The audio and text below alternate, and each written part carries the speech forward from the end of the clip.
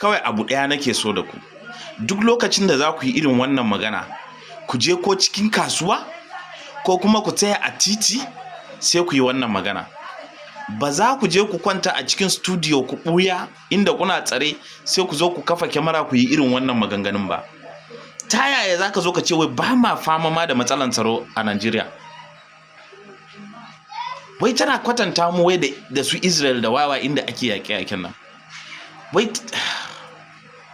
wato idan rainin hankali ya kai, wato ba ka san da mutum zai zo yi iskancin shi da rashin kunyan shi ya je gida ya kwana lafiya kamar Najeriya, musamman arewa ne za ka zo kai irin wannan wawancin kuma ka je ka kwanta.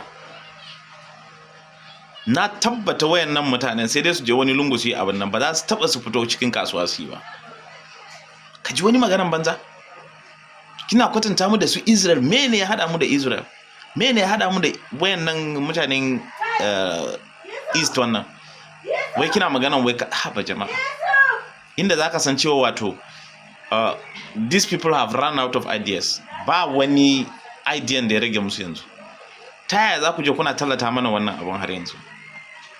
Idan za ku tallata gwamnatin ku tallata, na mene kuma kuna kawo maganan ba rashin tsaro? Har da kwatanta mu da su Israel da sauransu. Allah ya isa.